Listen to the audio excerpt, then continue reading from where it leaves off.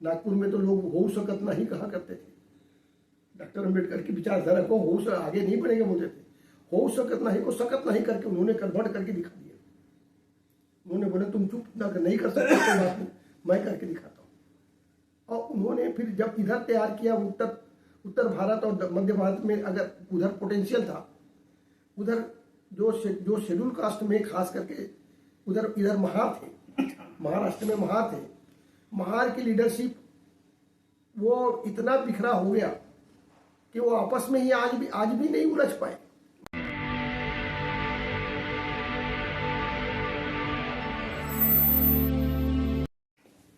जय भीम, मैं मेवालाल और आप देख रहे हैं बहुजन समय। साथियों, आज हम जिसके साथ बैठे हैं इनका नाम है मानवर टी.आर. खुंटे साहब। ये मानवर काशीराम साहब के साथ जो बहुजन आंदोलन था उसको एकदम चरम सीमा पे पहुंचा दिया था। उनके साथ इन्होंने आंदोलन किया। आज इनसे जो साहब के साथ इन्होंने काम किया है उसका जो इनके पास भरा हुआ है ज्ञान का भंडार, वो मैं चाहूँगा कि समाज को आज हमारे चैनल के माध्यम से बताएं। तो सबसे पहले सर आपको जय भीम। जय भीम। सर, आपका अनुभव क्या कहता है कि मानवर काशीराम के साथ आज इतना समय आपने व्यतीत किया, काम किया, ऐसा कौन सा काम मानवर काशीराम ने काम किया कि आज काशीराम को लोग याद करते हैं? बाबा साहब से ज्यादा लोग उनको मान्यता देते हैं कि जो काम बाबा साहब नहीं कर पाए उसको भी आगे बाबा साहब को जय भीम एकदम बुत हो गया था, कोई नाम नहीं लेने वाला था, लेकिन काशीराम ने घर घर तक जय भीम को पहुंचा दिया। तो आप उनके बारे में विशेष आज से जानना चाहूंगा कि साहब की कुछ ऐसे घटनाएं, उनका याददाश्त बताए हमारे देश को, समाज को, कि उनसे सबक मिले। जहां तक काशीराम जी का संबंध है, काशीराम जी ने एक फौज खड़ा किया, जिस फौज को हम केडर बोलते हैं।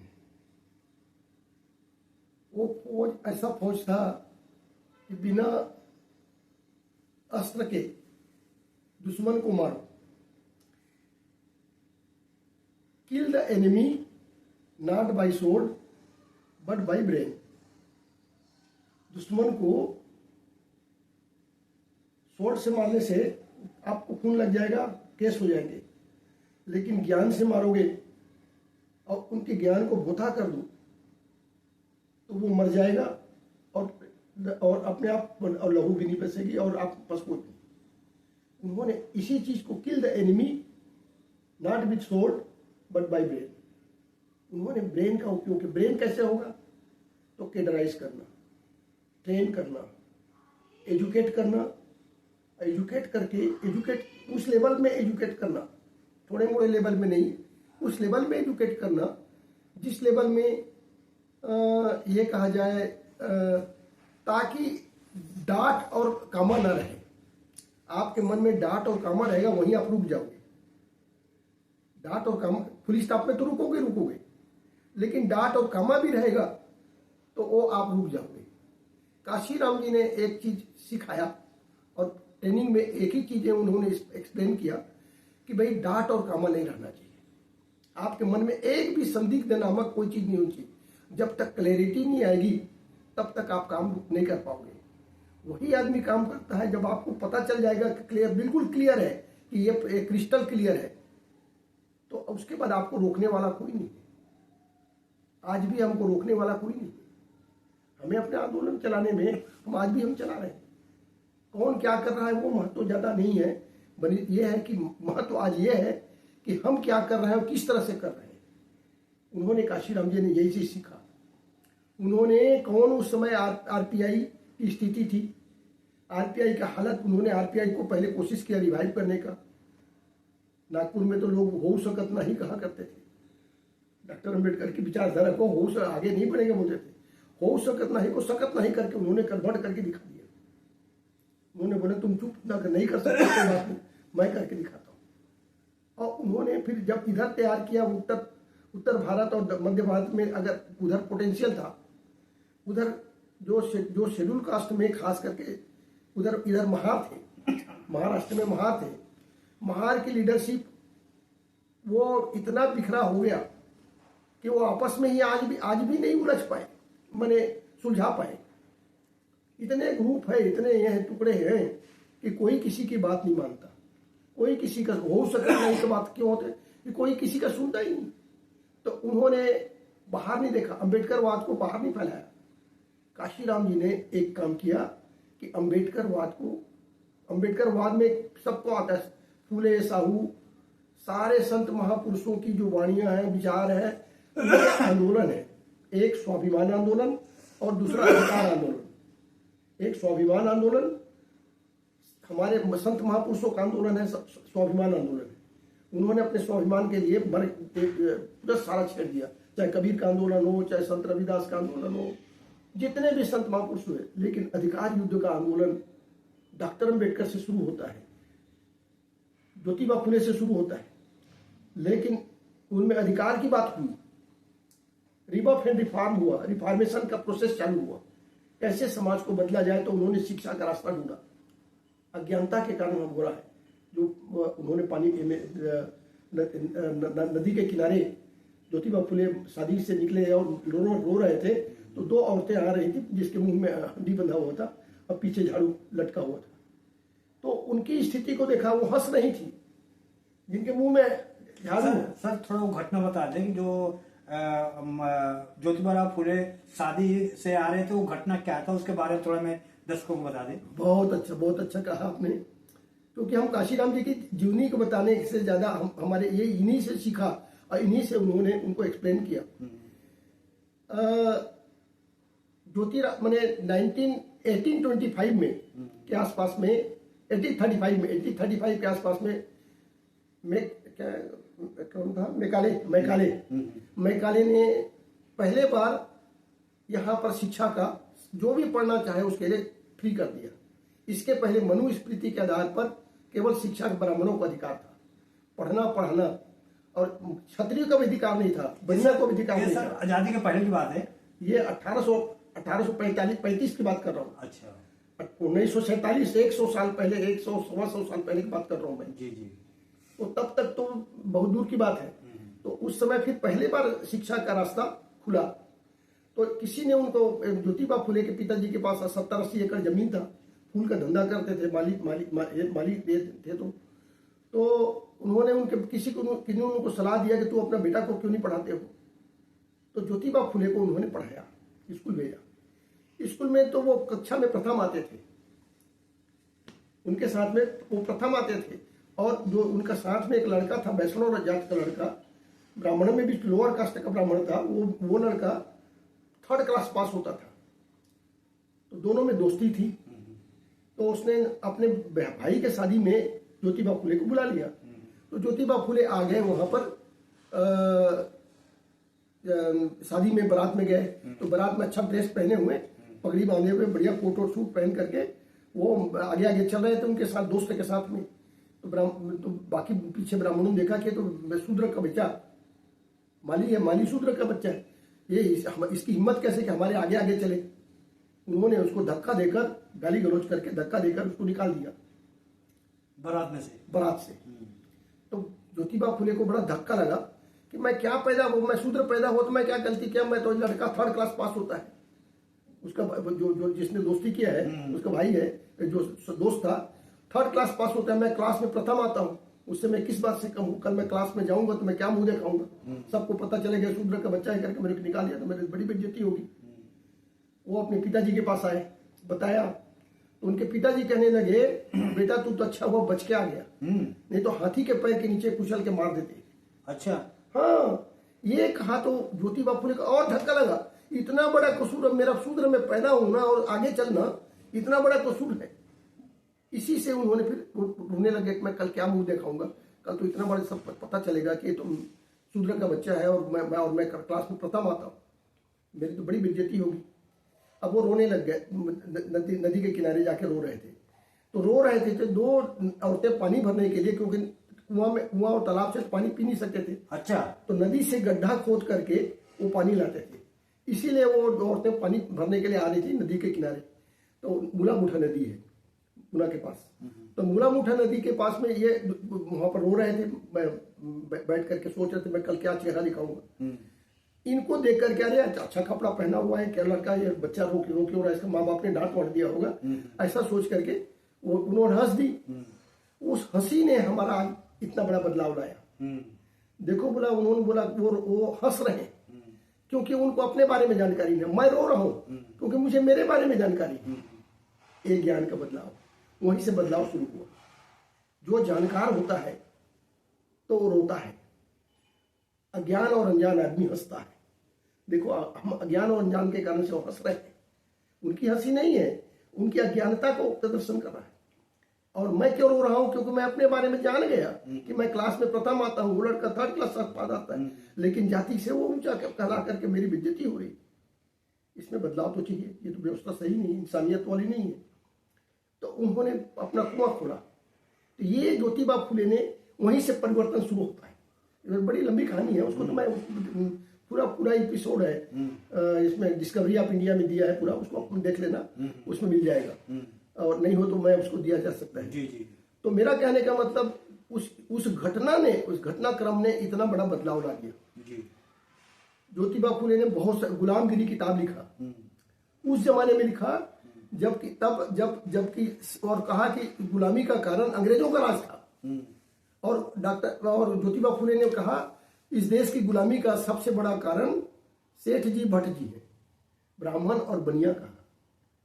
उन्होंने राज अंग्रेजों का, लेकिन किताब में लिखा कि इस देश की गुलामी का सबसे बड़ा कारण, क्योंकि इनमें मनुस्मृति और सारा चीज को उन्होंने पूरा सारे कहानियां उसने अपने संवाद के रूप में उस किताब में लिखा हुआ है गुलामगिरी में। तो तहलका मच गया। उस जमाने में गुलामी का कारण सेठ जी भट्ट जी बताया, जबकि राज अंग्रेजों का था। यह है परिवर्तन की लाइन। और वहीं इसीलिए जब अपने डॉक्टर अंबेडकर जब पढ़े तो उन्होंने पहला किताब अपना लेख उनको ज्योतिबा फुले को समर्पण किया। ये परिवर्तन की विचारधारा बताती है। सर एक सवाल बन रहा है सर, आप बता रहे हैं कि ज्योतिबा राव फुले शूद्र थे इसलिए उनको बारात से निकाल दिया, तो लेकिन आज जो शूद्र हैं वो तो कहते हैं मैं तो क्षत्रिय हूँ, उनके साथ भेदभाव नहीं होता। तो वो आज के शूद्र और ज्योतिबा राव के शूद्र में क्या अब फर्क हो गया क्या? देखिए ऐसा है, हम ये कैडर कैंप का विषय है, हम उसमें प्रशिक्षण में पूरी डिटेल से कास्ट सिस्टम, कास्ट का कैसा है और कास्ट का कैसे ग्राफ आगे बढ़ा है, कैसे लोगों ने अपने आप को एनिहिलेट कर किया कि कुर्मी क्षत्रिय बन गया, यादव राजपूत बन गया, तेली वैश्य से बन गया, कोई वैश्य से बनने का, कोई बनने का, ये जो कार्य है ना, ये 1928 के आसपास जो सैमन कमीशन आया ना, तो उसकी घटना का परिणाम के कारण हुआ है। तो उसमें लोगों ने एनिहिलेट करना कोशिश किया, अपने आप को सवर्ण दिखाने की कोशिश में। और अभी तो अखिलेश को, जब अखिलेश मुख्यमंत्री था और वहां से जब बाहर निकला तो जब गंगा जल लेके वहां धुलवाया ना, तो अब अखिलेश खुद बोलता है कि अरे हम तो सोचे थे हम राजपूत हैं, हमें क्या पता था कि हम शूद्र हैं। तो आज भी अब सारे शूद्रों को, और मंडल कमीशन ने तो खोल के रख दिया। मंडल कमीशन ने बताया जब, तो इससे पूरी घटना का क्रम का हमें सारा पता चल गया। तो आज बदला हुआ है। आज ओबीसी भी महसूस करने लगा। आज ओबीसी जो एक ग्राफ में ऊंचा बढ़ रहा था, आज वो एकदम धड़ाम से नीचे गिरा। सर एक घटना आपका मैं अपने यहाँ पे बता रहा हूँ। एक हमारे जहाँ मैं रहता हूँ तो एक गुप्ता थे, तो ड्राइवर थे, वो जा रहे थे, तो मैं उनसे पूछा कि आप कौन हो, तो उन्होंने कहा मैं गुप्ता हूँ। मैंने कहा मोदी जी जो आज गुप्ता के लिए बहुत बढ़िया काम कर रहे हैं, कह रहे मोदी तो बहुत बड़ा सत्यानाश कर रहे हैं। हम क्या कहा, कह रहे कि मोदी अब बताते हैं मैं ओबीसी हूँ, अब हम तो मैं अपने आप को क्षत्रिय मानते थे, लेकिन हमको तो शूद्र बना दिया, हमको तो नीच बना दिया मोदी ने। आज वो जो गुप्ता वो मोदी को गाली दे रहा था सर, बस उसमें हमें साक्ष्य मेरे साथ बात हुई है, कह रहे कि मोदी ने हमको ओबीसी में गिना करके हमको नीच बना दिया। इसमें आप क्या कहना सर? वैसा मोदी ने क्या किया है उसकी बहुत बड़ी लंबी कहानी है। देखो घाची गुजरात के बारे में बहुत सारे आपको डाटा मिल जाएंगे, बहुत लोगों ने इसके ऊपर वीडियो जारी कर दिया है। नकली है वो, तो पहले ओबीसी के लिस्ट में नहीं था, जब ये मुख्यमंत्री बना तो उन्होंने लिस्ट में ले आए। और आज वो ओबीसी को बेवकूफ बनाने का ये संघीय प्रक्रिया है। संघ ने बिल्कुल प्लान किया कि अगर ओबीसी को किसी तरह रोक दिया जाए तो SC/ST के साथ जो आरक्षण का जो मंडल कमीशन से जो सेटबैक लगा था, तो उसको खत्म करने के लिए उन्होंने एक टेक्निक डेवलप किया, तो आर्टिफिशियल ओबीसी पैदा किए बड़े पैमाने में। आज ओबीसी, और सबसे ज्यादा आप ओबीसी को धर्म कर्म कांड में लगवाया ताकि वो सोच ना पाए अपने बारे में, वो भगवान से डरते रहे। जब तक ये डरते रहेंगे तो भगवान का हम भगवान के हकदार हम हैं। भगवान तो हमारे इशारे पे काम करता है, तो जब भगवान हमारे इशारे में काम करेगा तो ओबीसी हमारे इशारे में अपने आप आ जाएगी। इसीलिए उनको कर्म कांड में लगा के रखो, भय और भ्रम पैदा करके उनको इतना ज्यादा कंफ्यूज कर दिया है। और कंफ्यूज आदमी ही भ्रमित होता है, और भ्रमित आदमी भयभीत होता है। सर, आपने एक नाम लिया अखिलेश यादव का। अखिलेश ने एक पीडीए बनाया, पिछड़ा दलित अल्पसंख्यक, और ये में उसके साथ एक और जोड़ देते हैं, ये एक तो बोलते हैं अल्पसंख्यक और दूसरा बोलते हैं कि अगड़ा। तो वो पीडीए बनाए हैं, उस पीडीए के बारे में आपको कुछ पता है? सुना है, देखा नहीं मैंने। भाई वो जो है ना ये जो स्वामी प्रसाद, जी, उसी पे सवाल भी था मेरा कि स्वामी प्रसाद मौर्य पीडीए बनाए थे, तो पीडीए में इन्होंने क्या, जब राज्यसभा का मेंबर बनाना हुआ तो अगड़े को जो है वहां राज्यसभा में भेज दिया, लेकिन पिछड़े को और अल्पसंख्यक को नहीं भेजा। तो पल्लवी पटेल ने भी इसका विरोध किया और स्वामी प्रसाद मौर्य ने इस्तीफा देकर अलग पार्टी बना लिया। तो क्या वो पीडीए पिछड़ा अल्पसंख्यक दलित का काम कर रहा है आपके निगाह में? पहले इसको बंद कर देते। सॉरी, बंद कर ही देता हूँ। तो मेरा कहने का मतलब, ये जो घटनाक्रम है स्वामी प्रसाद मौर्य और पल्लवी पटेल का, जी, देखिए उनको एहसास तो हो रहा है, धक्का खा रहे हैं, ऊपर चढ़ने की कोशिश करते हैं और धक्का खाते हैं, फिर नीचे गिरते हैं, फिर ऊपर चढ़ने की कोशिश करते हैं, फिर धक्का खाते हैं। अब उनको धीरे धीरे धक्का खाने की आदत सी पड़ गई है। अभी भी तो अब थोड़ा एहसास होने लगा है, लेकिन रिएक्शन नहीं हो रहा है।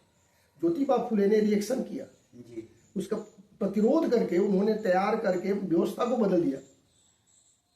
ये डिटर्मिनेशन चाहिए सर। समझना, ललित सिंह तो यादव ने क्रांति कर दिया था यूपी में। देखिए ललित सिंह यादव जी का क्रांति का जो उन्होंने पेरियार रामास्वामी नायकर का आंदोलन को इधर लाने का कोशिश किया जी, और पेरियार की मूर्ति भी लगाया। कहाँ पर? लखनऊ में। जी, तो लखनऊ में जो पेरियार की मूर्ति जो लगाया तो उससे बहुत बड़ा क्रांति तो आया है, लेकिन क्रांति क्योंकि ब्राह्मणवाद का गढ़ है, उत्तर प्रदेश ब्राह्मणवाद का सबसे ज्यादा संख्या केवल वो गंगा बेल्ट, काऊ बेल्ट है। नदी यमुना और गंगा के बीच में ही इनकी सभ्यता पनपी है। सर, आपने काऊ बेल्ट कहा है, काऊ बेल्ट मतलब? काऊ बेल्ट इसलिए कहा जाता है कि इस बेल्ट में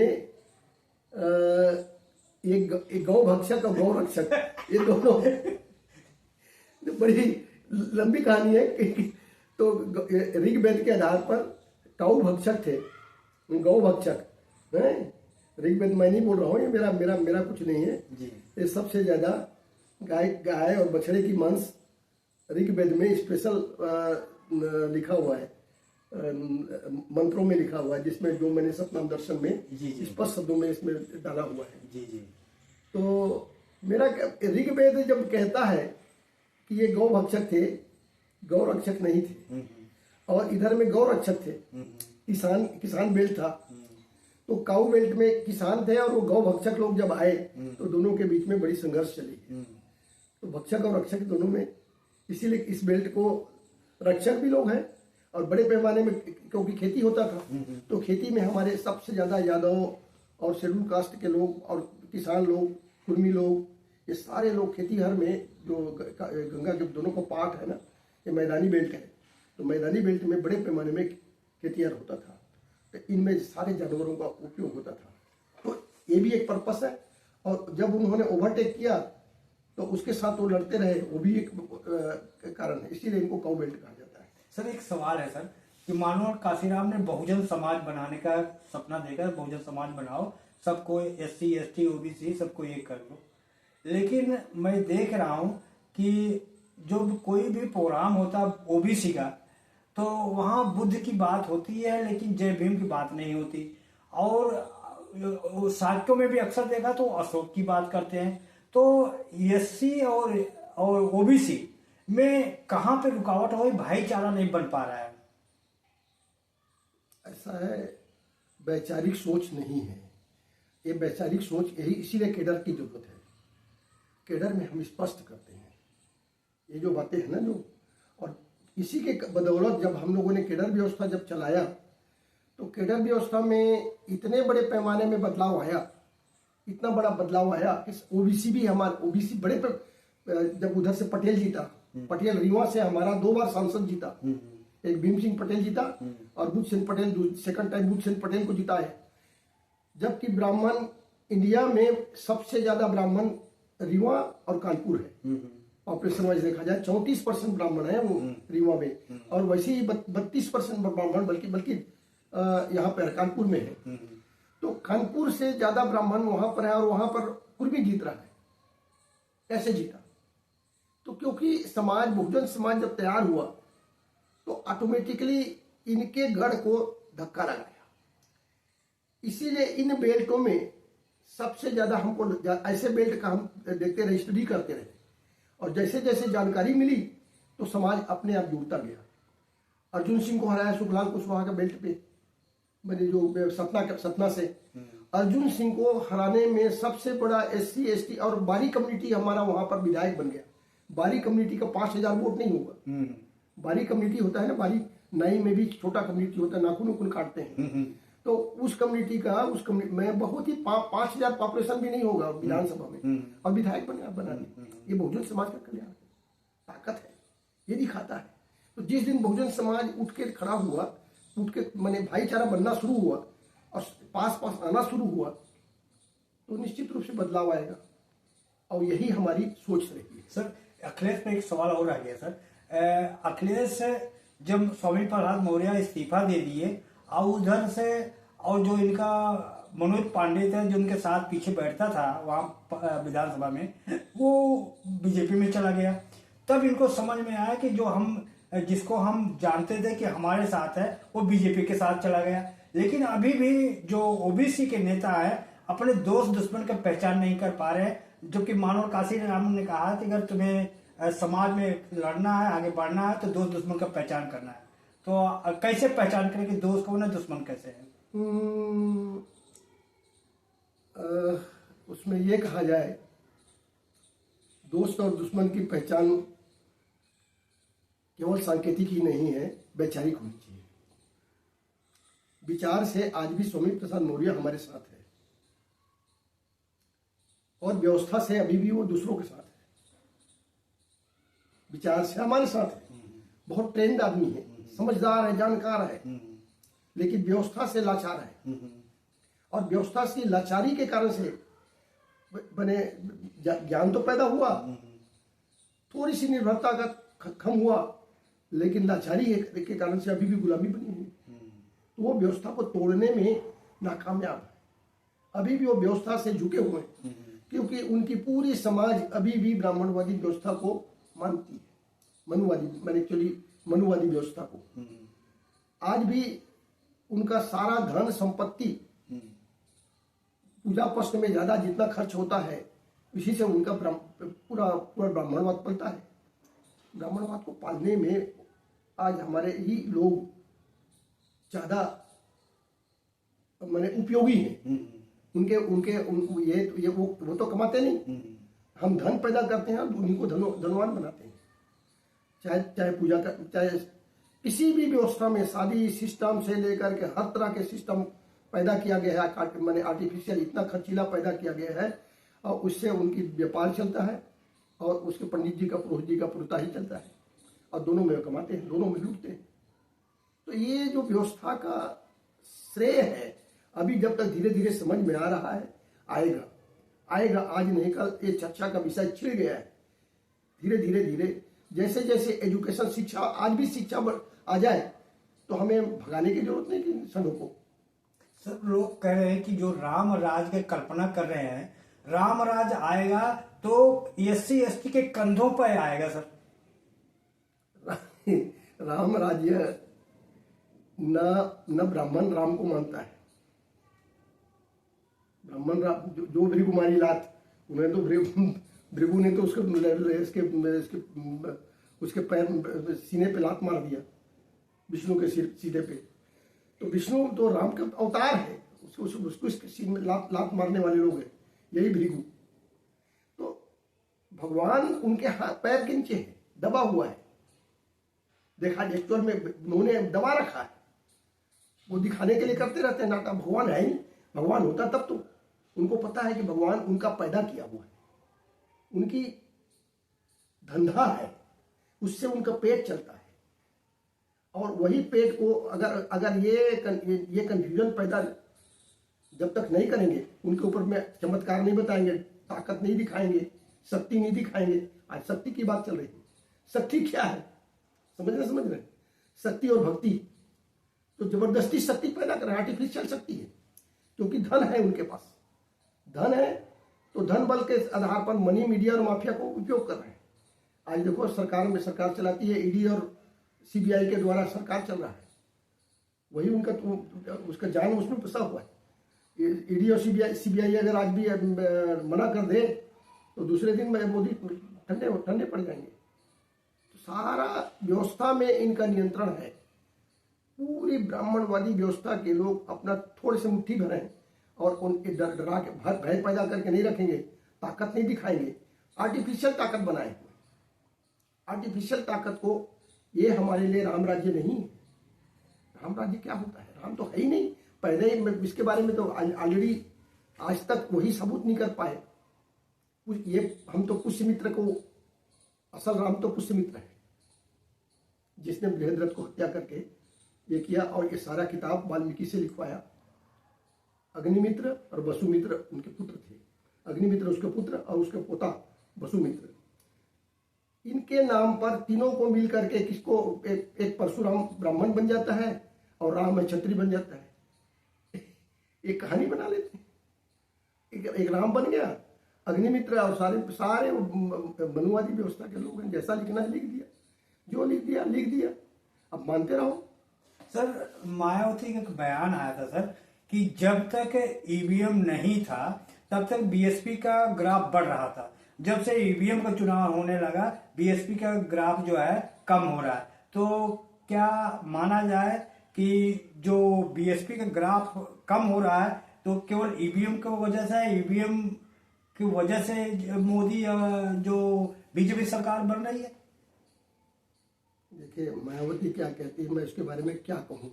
उसका अपना अनुभव है, उसका अपना विचार है, उसकी जो वो सोच है तो वही जाने। नहीं तो आपके निगाह से BSP का ग्राफ गिर रहा है कि नहीं गिर रहा है या सेम है, आपको क्या लगता है? BSP का ग्राफ गिरने के प्रति नेतृत्व का बहुत बड़ा असर होता है। लीडरशिप, आज लीडरशिप बंद कमरे में है। काशीराम जी का लीडरशिप सड़कों में था। काशीराम जी ने टोटल आंदोलन को आप स्टडी करोगे, साइकिल रैली से चला करके, अंबेडकर मेला व्हील चलाया, किसान सम्मेलन चलवाए, भारतीय शरणार्थी आंदोलन चलवाए, तरह तरह के जितने आंदोलन थे, झुग्गी झोपड़ी का आंदोलन चलाया, और भी तरह कोई कमेरा वर्ग के हर वर्ग को इकट्ठा करने के लिए, बच्चा से लेकर बूढ़े तक का, और हर कमेरा वर्ग को, छोटा से छोटा से काम करने वाले से लेकर बड़े से बड़े काम करने वाले किसान तक, सारे समाज को जोड़ा और जोड़ने के अलग अलग प्रक्रिया तैयार की। उसके लिए आंदोलन चलाए। जब समाज आंदोलित हुआ तो ग्राफ बढ़ा। जब हम सड़कों से छोड़ दिए, अब ये करने वाले कौन थे? काशीराम जी अकेले नहीं थे। करने वाले कौन थे? प्रशिक्षित केडर्स थे। और यही केडरों ने जब इनको भाव नहीं मिला, जब सौदाबाजी होने लगी, केडर्स जब चुप बैठ गए। आज हमारे पास एक जमाना था, काशीराम जी कहा करते थे, हमारे पास 542 लाख रुपए आ जाए, 5 करोड़ आ जाए, तो हम यहाँ इतने सारे सीट जीत के 275 नहीं, 300 हम पार कर दें। 5 करोड़ रुपए नहीं था हमारे पास, तब हम इतना बड़ा प्लान करते थे। अब बिना पैसे के चुनाव लड़के हम इतना ये सरकार पे आ गए। और आज हमारे पास पैसा है लोगों के पास। आज तो लोगों के कई लोगों के, कुछ लोगों के अकाउंट में सुना है भाई, मैं कह नहीं सकता, 1000 करोड़ के लगभग आ गए हैं पैसे। 1000 करोड़, मैं 5 करोड़ की बात कर रहा हूं। क्या फायदा? लोगों के पास पैसा है, समाज का काम नहीं आता, क्या फायदा? सर, 2 युवा उभर के आ रहे हैं, एक है चंद्रशेखर आजाद और दूसरा आकाश आनंद। इनका भविष्य आपको क्या लग रहा है कि आने वाले समय में समाज का ये लड़ाई लड़ेंगे, या ये भी जाके सत्ता पाते ही इनका मुंह बंद हो जाएगा? पहले इनको प्रशिक्षण लेना चाहिए, जानकारी लेनी चाहिए, पूरे ट्रेंड होना चाहिए, और इतना ट्रेंड होना चाहिए कि ई फॉर बर्ड्स खत्म हो जाए। ये तो अज्ञान और अनजान बच्चे हैं, अभी नए नौसिखे हैं। ठीक है, कागजी डिग्रियां तो बहुत बड़ी महिमा, जैसे मेरे जैसे मास्टर ऑफ इंजीनियर, मैं उस जमाने में मास्टर ऑफ इंजीनियर था, ये तो मास्टर ऑफ इंजीनियरिंग तो अभी भी नहीं है, फिर भी ऐसा सोचते हैं। तो कागजी डिग्री तो बहुत लोग हैं, बहुत तरह के पढ़े, लेकिन व्यवहारिक डिग्री लेना ये हम प्रशिक्षण से ही पैदा हुआ। जब तक आपको अपने बारे में एहसास नहीं होगा कि आप गुलाम हो, डॉक्टर अम्बेडकर कहा करते, right on your wall that you will be the ruler of this land. किनको बोलते थे? जिनके पास दीवार नहीं था। आज हमारे पास दीवार है, अच्छे बिल्डिंग है, लेकिन हम लिखते नहीं, तो क्या हमारी मेंटेलिटी है, हम मानसिक रूप से गुलाम है। व्यवस्था ने हमको ऐसा रखा है कि गुलामी को खुले अभी बंधन में, डोर के अंदर नहीं रखा हुआ है, पिंजरे के अंदर बंद नहीं है, पिंजरे में आपको खुला छोड़ दिया है, क्योंकि मानसिक रूप से कर दिया है, कमजोर कर दिया है कि आप कमजोर हो। आपको महसूस कराया जा रहा है कि आप कमजोर हो। हम कमजोर नहीं है, अभी भी हम कमजोर नहीं है। हमारे लोगों को कमजोरी का बार बार एहसास कराकर कमजोर बनाया जा रहा है। नहीं तो हम भी बिना पैसे के, हम लोगों ने चुनाव लड़के काशीराम जी का, उस समय काशीराम जी मेरे यहाँ से लड़े चुनाव, आप बोल रहे थे ना, स्पेशल घटना बताओ जी। तो काशीराम जी जब मेरे घर में रहते थे, अंदर हमारे बेड में वो सोते थे, हम लोग बाहर सोते थे परिवार बच्चों के साथ में। तो और वहां से वो चुनाव लड़े। हमारे पास 2 मोटरसाइकिल था, एक एचडी, एक राजदूत, और एक काले रंग की गाड़ी थी, और वो जिसमें काशीराम साहब मैंने अम्बेसडर था, अम्बेसडर गाड़ी किराए पे ले रखे थे। तो वो एक बंगाली लड़का था, उसका ड्राइवर था, तो वो उसी गाड़ी का उपयोग करते थे काशीराम जी। और हम 2 मोटरसाइकिल से इधर उधर का व्यवस्था को देखा करते थे, और बाकी साइकिल से काम चलता था। और साइकिल का हमने बहुत ही किया, 200, 300, 400, 500 तक साइकिल इकट्ठा होकर के पूरे एरिया को घूमे और देखे, फिर भी एक माहौल खड़ा कर दिया। काशीराम जी ने जब वहां से खड़ा किया, तो उसका परिणाम तो मुझे भुगतना पड़ा, मेरा ट्रांसफर भी हो गया, मैं फरक्का चला गया, और सरकार ने जो भी किया वो जाने दीजिए, सरकार का काम है, अपना काम करता रहता है।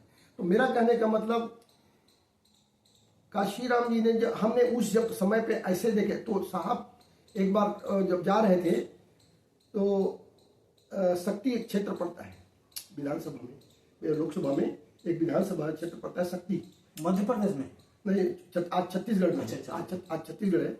जांजगीर लोकसभा से लड़े थे ना, जांजगीर में मेरे घर में रह करके चुनाव लड़े थे वो। अच्छा, हाँ। तो तुरंत आज तो लोग को एक कहानी भी बताते हैं कि काशीराम जी ने मेरे पिताजी को मनाने गया था, पता नहीं लोगों ने एक लिखने बोलने वाले और जो पता नहीं कि किसने कहानियां बनाते हैं, कहानी बनाने वाले तरह तरह की। मैं जिंदा हूँ तो मेरे सामने जब ऐसा कहानी बना सकते हैं, तो काशीराम जी के बारे में क्या पता नहीं क्या क्या कहानी बनाते होंगे, अब तो वो जाने जी। लेकिन मेरा कहने का मतलब कि काशीराम जी का जो ये था, तरीका था काम करने का, वो जमीनी कार्यकर्ता था। एक कार्यकर्ता से वो अटैच थे। कार्यकर्ता किसी भी कार्यकर्ता को नकारते नहीं थे, किसी को निकाला नहीं। लोग निकल गए, भले ही छोड़ दिए, लेकिन उन्होंने निकाला नहीं। आज परिस्थितियां बदल गई है, लोग तरीके बदल गए हैं। आज तो बात बात पे पावर दिखाया जाता है। पावर किसका पावर दिखाते हैं, किस चीज का पावर? सर लोगों में अनुशासन नहीं होता, इसलिए निकाला जाता है। क्योंकि आपके पास जो टीम है, ऐसा टीम तैयार क्यों करते हो जहां अनुशासन न हो? टीम ही अगर अनट्रेंड लोग हैं, प्रशिक्षित नहीं है, जानकार नहीं है, तो वो तो ऐसा होगा ही होगा। ठीक है कि नहीं? प्रशिक्षित नहीं है, जानकार नहीं है, और उनसे आप उम्मीद करते हो कि वो सारे आपकी बात को समझ लें और काम कर लें, ऐसे कैसे हो सकता है? जी सर, इस समय तो कांग्रेस के अंदर ज्ञान पैदा हो गया सर। राहुल गांधी जगह जगह पिछड़ों की बात कर रहे हैं, एससी की बात कर रहे हैं, दलितों की बात कर रहे हैं, जिसकी जितनी संख्या भारी उसकी उतनी हिस्सेदारी, जात गणना की बात करें। अब तो कांग्रेस वो पुराना कांग्रेस नहीं रहेगा सर। कांग्रेस के बारे में क्या कहेंगे आप? काशीराम जी का रास्ता अपना लिया है राहुल ने। काशीराम जी उन्होंने सड़क पे चलना सीखे, सेम टेक्निक अडॉप्ट कर लिया। समझ रहे? आज काशीराम जी के मार्ग पे राहुल चल रहा है। नारे भी उसके उन्होंने अडॉप्ट कर लिया है। पिछड़ों की बात करना शुरू कर दिया, जिसकी जितनी संख्या भारी की बात है कि हमारे नारे कांग्रेस को ले रहा है। तो इसका मतलब राहुल गांधी में बदलाव जो आया है, यही बदलाव बहुजन समाज में क्यों नहीं आता? आना चाहिए था ना। लेकिन बहुजन समाज में देख रहा हूं सर, यहाँ बहुजन समाज पहले कहता है कि ये बहुजनों की पार्टी है, और बीजेपी को कहते हैं कि ये बनियों और क्षत्रियों की पार्टी है, सवर्णों की पार्टी कही जाती है। लेकिन ब्राह्मण बनियों की पार्टी, ब्राह्मण बनियों की पार्टी कही जाती थी। लेकिन आज मोदी जी बैकवर्ड की तरफ झांसा दे रहे हैं, मुख्यमंत्री बना रहे हैं, अधिकारी बना रहे हैं, पदाधिकारी बना रहे हैं, और इधर बहुजन समाज पार्टी और जो अखिलेश यादव जो भी ओबीसी की है, वो सवर्णों को हाईलाइट करें, बिना उनके सरकार नहीं बनेगी। देखिए ऐसा है, मोदी जी तो मुखौटा है, संघ का चेहरा है। असल सरकार चलाता है संघ। मोदी का तो कुछ भी नहीं है, न विचार है, न सोच है, न कुछ नहीं है। उसको तो नौटंकी के सिवाय मने उसको बोलते हैं परिधान, कपड़ा बदलते रहना, ड्रेस पहनते रहना, इसके सिवाय करना, मीडिया के वहाँ अपना फोकस बना करके, अपना आवाज वहाँ बना करके वहाँ मीडिया में प्रचारित करवा देना, इसके सिवाय कुछ नहीं सर। लेकिन एक बात है, मोदी आडंबर नहीं करते। माँ मर गई, देखो दाढ़ी बाल नहीं बनवाया, वो आडंबर तो नहीं किए सर। मोदी क्या करता है वो जाने, उसका तो देख रहे हो ना, उसका परिणाम हम देख रहे हैं।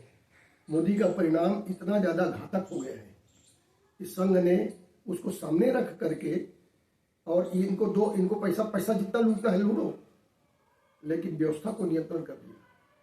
पूरा व्यवस्था पे पूरा ईडी चुनाव आयोग सब जगह संघ के लोगों को बैठा दिया, और यही लोग आज के डेट में कंट्रोल कर रहे हैं, और करके मैंने पूरी व्यवस्था को अपने हाथ में रखे हुए हैं। ये और बाकी जो मोदी तो केवल नाम का है, उसको बोल दिया तुम ये खाओ पियो मौज करो, हवाई जहाज दे दिया, घूमो। सर चुनाव का घोषणा हो चुका है सर, अब केवल भोपू है। अब जी मैं हाँ जी, क्या मैं तो यही कहूँगा कि आज एक भोपू पैदा कर दिया गया है, जिसकी जुबान में आज कुछ भी नहीं, कर शक्ति की बात कर रहे थे, क्या कुछ भी, मैंने विकास की बातें छोड़ दिया, कुछ भी बोलने के लिए उसके पास प्रचार प्रसार करने के लिए, कुछ बोलने के लिए, कुछ कहने के लिए कि मैंने ये कर डाला, तो कुछ भी उलूल जुलूल बोलना।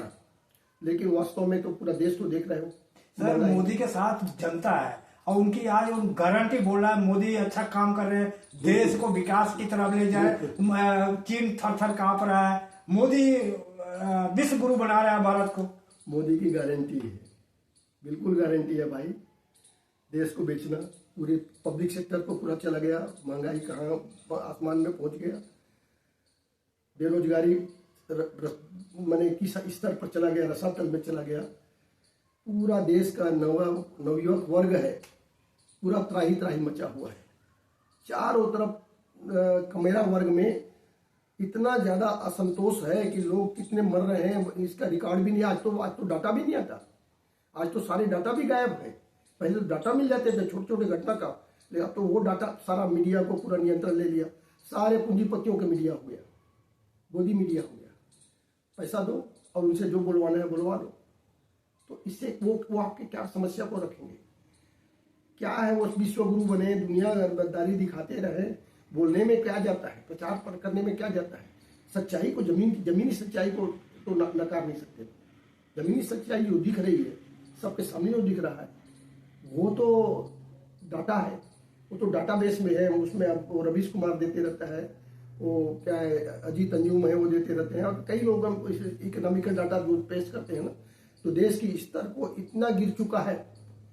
जीडीपी के बराबर लोन ले लिया। 70 साल में 55 लाख करोड़ लोन था और 9 साल में 205 तक पहुंच गया। 150 करोड़ पैसा कहाँ गया? बिना एक भी प्रोजेक्ट नहीं आया। 70 साल में 150 पब्लिक सेक्टर, बड़े बड़े project sector, Indian IOCL, IPCL, Bharat pump and compressor, बड़े बड़े कंपनियां खुल गई। BHEL खुल गया, NTPC खुल गया, ऐसे ऐसे बड़े बड़े सेक्टर खुल गए। एक सेक्टर नहीं खुला, एक स्कूल नहीं खुला, एक हाईवे यूनिवर्सिटी नहीं खुला। हर रोज यूनिवर्सिटी बोल रहे कि हम हर रोज यूनिवर्सिटी खोल रहे। बोले सर एक लास्ट सवाल सर, जनता तो खुश है ना सर? 5 किलो राशन में खुश रहे। अगर जनता को रोजगार की जरूरत नहीं है, अगर रोजगार की जरूरत होता तो क्यों जिताती? चलो अगर जनता खुश है 5 किलो चावल में, तो 5 किलो में के लायक ही है जनता। जनता 5 किलो के लायक है। उनको 5 किलो के लायक बना के रखा जा रहा है ताकि ये भूखे और नंगे रहें, ताकि उनको 5 किलो में ही व्यस्त रखा जाए। ये सबसे बड़ी ये गवर्नमेंट की, मैंने गवर्नमेंट नहीं मैं कहूँ संघी सरकार का प्लान है कि जनता को जितना मजबूर और लाचार रहेगी उतना ही उनका व्यवस्था चलेगा। और शिक्षा के दरवाजे धीरे धीरे स्कूल बंद कर रहे हैं। सरकारी स्कूल बंद होते रहे, प्राइवेट की ओर जा रहे हैं। प्राइवेट में वही लोग पढ़ पाएंगे जिनके पास पैसे हैं। कितने लोग पढ़ेंगे? तो धीरे धीरे शिक्षा भी कंट्रोल हो जाएगा। अस्पताल भी तो प्राइवेट कर दिया। अस्पताल प्राइवेट कर दिया, रेलवे प्राइवेट कर दिया, हवाई जहाज सड़क प्राइवेट कर दिया, सब कुछ तो प्राइवेट हो गया। क्या चीज है? किसान भी बचे हैं तो किसान का भी बुरा हाल कर रखा है किसानों को भी। और किसान भी कौन है? सारे हमारे शूद्र लोग हैं, SC ST OBC में जो MBC है और OBC है। तो जो बड़े किसान हैं वो अलग परेशान है। वो जो उधर के जाट है, गुजर है, ये जो है ये अलग परेशान है। तो किसानों की समस्या अलग है। इंडस्ट्री उद्योग व्यापार में काम करने वाले हैं, मजदूर हैं, उनकी अलग समस्या है। सड़कों में काम करने वाले हैं, उनकी अलग समस्या है। झाड़ू तक को जो झाड़ू लगाने वाले हैं वो भी इतने ही त्रस्त हैं जितना कि जो बड़े बड़े कल कारखानों में काम करने वाले हैं। हर वर्ग पूरा त्रस्त है। कितना देख लो, आज रुपए का वैल्यू कुछ नहीं रह गया। रुपए का वैल्यू कुछ नहीं रह गया। इतना ज्यादा गिर चुका है कि इसका आज के डेट, पता नहीं कब के डेट में सरकार ये न कोलैप्स ना हो जाए। व्यवस्था, बैंकिंग व्यवस्था ना प्रणाली कहीं खत्म ना हो जाए। जैसे अमेरिका में आज हालत खराब पड़ा हुआ है, यहाँ भी आर्टिफिशियल अभी चलाया हुआ है। RBI बोलते बार बार हिंट दे रहा है कि अभी इतना GDP रोको भाई, रोको, विश्व बैंक से पैसा लेना बंद करो। GDP के बराबर आपका ये आ गया है, लोन हो गया है। तो GDP जितना पैसा कलेक्शन करोगे टैक्स में, वो सारा तो उसी ब्याज में देने में चला जाएगा। कल क्या हुआ हाल? सर अब लास्ट में अभी एक सवाल रह गया सर, अब हमारे दर्शकों को बताया कि ये बहुजन समाज जाए किधर? ये पक्ष में भी मनवादी है और विपक्ष भी मनवादी, बहुजन किधर जाए? आज चौराहे पे खड़ा है बहुजन समाज। बहुजन समाज को सिर्फ एक ही रास्ता है, तैयारी करें। 5 साल और तैयारी कर ले, 10 साल तैयारी कर ले, लेकिन ट्रांसफर करना पड़ेगा। यंग बैच को तैयार उठ के खड़ा होना ही पड़ेगा। कोई विकल्प नहीं है। आप सोचते होंगे कि शॉर्टकट रास्ता नहीं है। शॉर्टकट रास्ता अगर होता ना तो मैं आज तक बन जाता, हम कुछ जंप कर जाते। हम शॉर्टकट कहाँ पर जंप करें? किधर जाएं? जिधर देखें उधर गड्ढा और इधर खाई है, किधर जाएं? तो उससे बचने के सिवाय एक ही तरीका है कि समाज को ज्ञानवान बना दूं। अगर ज्ञानवान बन जाए, सामाजिक ज्ञान चाहिए, ज्ञानवान में सामाजिक ज्ञान चाहिए, अपने बारे में जानकारी चाहिए। सामाजिक केडर में क्या होता है, हम अपने बारे में बताते हैं, हमारे लोगों को अपने बारे में कम जानकारी, दूसरे के बारे में हम ज़्यादा जानकारी लेने की कोशिश करते हैं, हमें अपने बारे में जानकारी लेने की कोशिश नहीं करते। जिस दिन हम अपने बारे में जान जाएंगे कि हम गुलाम हैं, वो छटपटाएगा। जी, तो सर बहुत बहुत धन्यवाद। तो ये सर TR खुंटे सर थे। आप इनके विचार से कितना प्रभावित हुए और हमारा प्रयास कैसा लगा? अपनी प्रतिक्रिया बहुत आपकी जरूरी है, प्रतिक्रिया जरूर दें, कमेंट बॉक्स में लिख कर देखें कि आज हमारी बातचीत कैसे लगी आपको। मैं मेवालाल, बहुजन समय, और हमारे चैनल को जरूर सब्सक्राइब करें, लाइक करें, कमेंट करें, और आपका छोटा सा छोटा सहयोग हमारी पत्रकारिता और समाज को आगे बढ़ाने के लिए मदद करेगा। धन्यवाद। जय भीम, जय भारत। अगर आपको लगता है कि हमारा काम बहुजन समाज के लिए महत्वपूर्ण है, तो आप हमें आर्थिक सहयोग के लिए सीन दिखाए गए QR कोड स्कैन और फोन पे और गूगल पे और UPI और बैंक अकाउंट में कर सकते हैं। फोन पे, गूगल पे 9250529129, UPI 9250529129@YBL। Bank account state bank of India AC 104299462008, IFSC code SBIN 00066563। आपका छोटा से छोटा सहयोग समाज और हमें और मजबूत करेगा, जिससे हमें बहुजन पत्रकारिता में और निष्पक्ष बनाने में मजबूत करेगा। जय भीम, जय भारत।